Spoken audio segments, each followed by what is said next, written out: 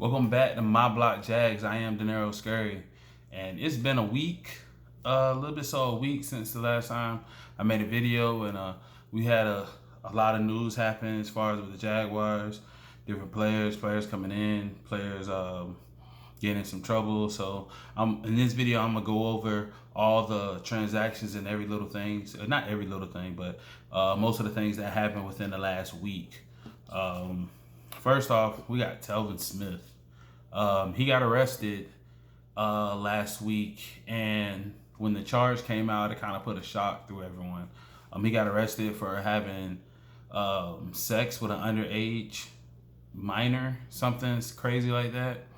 Don't really understand. I understand the charge when you read up on it, but it's kind of wild, and it's all in the wild bubble of Telvin Smith within the last year. I mean, him retiring just out of nowhere, speculation. Was it drug issues? Was it mental issues? He just needed a break? It was and no one had answers. We just knew he retired. He retired. Got upset when they fined him for not showing up to training camp, but he never turned in his retirement papers to make it official. So then, as the season goes on, he's doing weird, cryptic stuff on social media, making videos and saying weird stuff, saying that he's stuff like he's contempt with his decision, and then it's kind of all over the place. I don't know if he just needs help or what's the issue, but police was at his house last year sometime, and it was rumored that it had something to do with drugs, and then come to find out it had something to do months later with this new charge that he just got. So we don't really know the full details about it, but he was arrested, and I think technically he's still considered a Jaguar since he never really retired. One thing I did notice was in the information when he got arrested, his weight. Now everyone was saying how small Telvin Smith got, saying he lost a lot of weight. Like he was already a small person. He was only playing at 222, 225. He was already a small player. And then they were saying that he looked a lot smaller, which he did. He looked like he lost weight or lost muscle mass. But when he got booked, his weight was 215. So I don't know if that means anything. I don't know if he was trying to make a comeback, getting his weight back up or what, but it looks like there's no comeback from what he's going through right now. So that was a bit shocking, and just another chapter when it comes to Telvin Smith.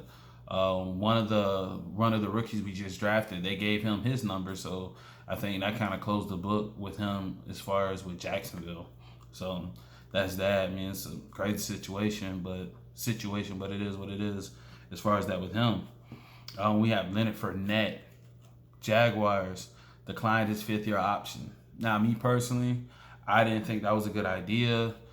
Speaking to other people were saying, yeah, we don't really need to pay him for what he does for us. We can replace him. He's easily replaceable. But my thing was, you reward the players that ball for you. In the last 8 years, Jacksonville hasn't had no 1,000-yard rusher outside of Fournette. I mean, 2012 was the last year that Jacksonville had somebody with over 1,000 yards rushing, which was Maurice Jones-Drew. And we draft Fournette with the 4th pick, in the first round with the 4th pick, and everyone, and then 2 years out of 3, he has over 1,000 yards. First year, rookie year, we went to AFC Championship game, ran all over Pittsburgh. His sophomore year, he had the nagging hamstring injury, and then of course he got suspended for running on the field fighting. And just this last year, he went to Wyoming I think it was Wyoming or Montana, one of them. Worked out, cleared his head, got his mind right, focused. Had 1,100 yards rushing, 76 receptions for over 500 yards, 1,600 or 1,700 yards all-purpose. He only had 3 rushing touchdowns, and I know that was a big issue, but our offensive line was trash. So I don't want to say trash. They wasn't good. I mean, point blank period. They wasn't good, so he had to do the best he could do.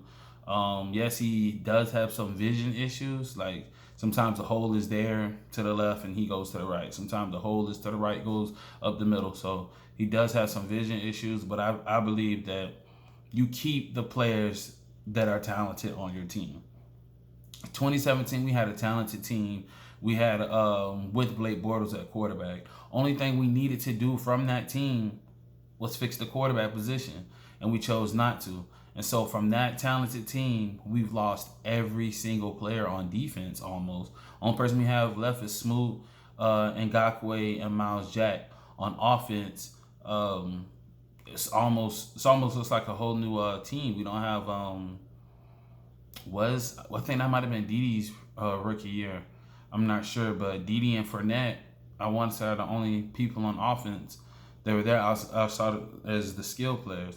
So I just don't. In my opinion, I don't believe you let Fournette walk, and then we have to rebuild that same position over again, like how we tried for 4 or 5 years before we drafted Fournette. So I just personally don't believe that's how you do that. You keep the talented players that you have here, and you build off them. And I feel like that's what we're not doing. We're not building off Fournette. We're not building our offensive line to make it stronger, so that way he can run better. Just because we didn't sign his 5th-year option doesn't mean he's gone or he's done with the team. It's a possibility after this year. I mean, basically he's playing for his money. If he balls out this year, has similar numbers, maybe a few more touchdowns, maybe they might offer him a contract. But the whole issue is the 5th-year option is not there. It's not guaranteed. So he's gonna have the ball to get paid. That could be what it is. Jacksonville's like, we don't want to guarantee you nothing, and we want you to show us. We want you to prove it. And that could be what it is. You know what I'm saying, they could be asking him to prove it. And as a competitor, as a professional, as someone who does this for a living, you should look at that and accept the challenge. Say, well, if they want me to play for my money, then I'm gonna go out there and ball. Even if Jacksonville says after this year we're done, free agency for the next team, they want to see what you got. With you knowing this information, that this could be your last year. They want to see are you gonna ball, or are you gonna be a headache, or are you gonna pout, or whatever it may be. So the ball is basically literally is in Fournette's hands right now. Jacksonville could offer him a deal after this year, or they could just wipe their hands with him, and we have another hole that we're trying to fill. We don't know. That's up to Caldwell and Marone, more than likely, as if they're still around. And he's not going nowhere. I want to say it was maybe the week before the draft. He went on First Take, and he said he would like Cam Newton to come to Jacksonville. He said he likes Gardner Minshew, but he thinks Cam Newton has what it takes. He has the championship. He said something about championship pedigree, something like that. I know, paraphrasing, but he believes his talents can help this team go further. And a lot of people in Jacksonville, that rubbed them the wrong way, which I think is kind of funny, because it's like, bro, you don't want competition. Like, competition brings out the best in everyone. You don't want to just I like Gardner Minshew. I think we should go in training camp with him being the number 1 quarterback. But if we brought Cam Newton in, I would like Cam Newton here too. Let them both battle it out. Cam Newton has something to prove, and same with Gardner Minshew being a 6th-round draft pick. I mean, nothing comes free, nothing comes easy, man. You got to work for this. And I feel like a lot of people now, they just want things given to them. They don't want to work for nothing. So that's why you have these people upset with Fournette saying, well, how does it feel? How does Gardner Minshew feel that your starting running back is campaigning for somebody else to come to the team? Well, as a competitor, Minshew should love it. He should like hearing that. He should say, matter of fact, I want him to come. I want us to battle it out in training camp, because I believe I'm better than him.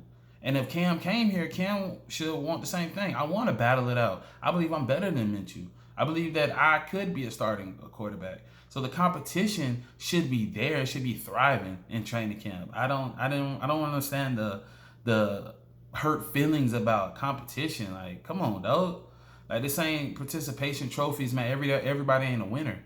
So especially on the same team, you could be on the same team and still compete with one another. Come on now, if you ever play team sports, you know that. You do that in practice. That's what training camp and that's what practice is for. So ever since then, they put him on the trading block, and I got a gnat flying around.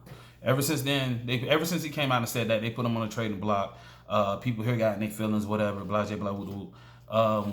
The week of the draft, everyone with their sources said that he was going to get traded, and nothing happened. He didn't get traded. He's still here. He's still a Jaguar. And I want to say today, Marone came out and said they're moving forward. Not Marone, Caldwell came out today and said we're moving forward with Fournette as our starter. So that's good. You know what I'm saying? We're looking forward, putting all that behind us. We're focused on the 2020 season. Speaking of trading, Ngakoue never got traded. That was something big that everyone in the city was hoping for. All the fans were hoping Ngakoue was going to get traded. He was going to get another first-round pick so that way we can get some of this young talent in the first round. We're all looking excited. We were all looking forward and excited for that to happen. Excuse me. Well, it didn't happen. Ngakoue still was here. After the first round, he didn't go nowhere. He still was here. I don't know what happened. Trade talks fell through, I guess. The asking price was too high and teams wasn't really feeling it, so he's here. After the draft, we drafted what's buddy name? Calevon. And that was supposed to be the guy to replace Ngakoue, but now it looks like they're trying to work something out so Ngakoue can stay. I doubt Ngakoue is going to sit out a whole year with the franchise tag on top of him. Letting 18 million, however much it is, pass by. I believe he will sign it, or they will come to a agreement, to a deal to where he's still with the Jaguars. Because that's what it's looking like. We signed another linebacker, guy Aaron Lynch from Chicago. He's an outside linebacker in type player, 3-4 and outside linebacker. He had 4 tackles last year and 2 sacks with 0 games starting, but he played 16 games. He played all 16 games, didn't start no games. So he's just a body. Might be a camp body. I know when with that end spot, we're loaded right now with Josh Allen, Ngakoue if he stays, Smoot, McCray, Calevon. I mean, we're loaded as far as with the end. So a lot of these guys, they're battling for the 3-4 positions, and some of these guys aren't going to make it. That's really what it is. I mean, once training camp comes and the juices get to flowing, you really get to see who flows with the defense. And is he going to be a camp guy? Is he going to make the team? I don't know. But you see where the focus is with the team. We're trying to get that defense back. That's really what it is. We also signed Chris Thompson, running back from last played with John Gruden in Washington. He played on the Redskins with John Gruden. Florida State guy, came out of Florida State, went to Washington. He's supposed to be our third down back, our receiving back, our change of pace back, something like what Yeldon was. And so now he's here with Gruden. We'll see how he works with his offense. I think he'll work well. I felt like last year that's what we needed. We needed a change of pace back when we just only had Fournette and Armstead. And Armstead and Fournette have the same exact running style. So I think that was a good signing for us to get a change of pace back, a third down back. The London games, with all the corona and everything that's going on, the London games, all the international games got canceled. So we get 2 more home games back in Jacksonville. That's a good thing. Whatever they had, whatever the plan was for London, it fell through. Well, it didn't fall through, but because of the coronavirus, it's a no-no. So we get 2 home games back in London, so that's a plus. I'm happy for that. If they allow fans back in the stadium, then look at that. They allow fans back in the stadium, then that'll be a plus. Now fans get 2 more games that we wanted back. So that's good. And last but not least, Andy Dalton. Andy Dalton got cut from Cincinnati Bengals, and a lot of people thought that he was going to come to Jacksonville since his great years was with John Gruden as the head coach, and now John Gruden is our offensive coordinator. Soon as he got cut, the rumors flying he was going to come to Jacksonville. Jacksonville was interested in him, and then again, Jerry Jones swooped in and signed him. So now he's a Dallas Cowboy, and I know that kind of wrecked a lot of plans, or a lot of what I'm looking for. A lot of predictions. No, that's not what I'm looking for. I guess a lot of fans hopes that he was going to come here to compete with Minshew, and I wouldn't have minded if he would have came here and competed. seeing what both of them had. I mean, like I said, Dalton's probably feel like he still has some still has some juice in the can that he can go out there and prove he can ball. And Minshew, like I said, with a 6th-round draft pick, he should feel like, yeah, man, let me show y'all exactly what last year wasn't a fluke. Let me show y'all what I really got. So I wouldn't mind Andy Dalton coming here.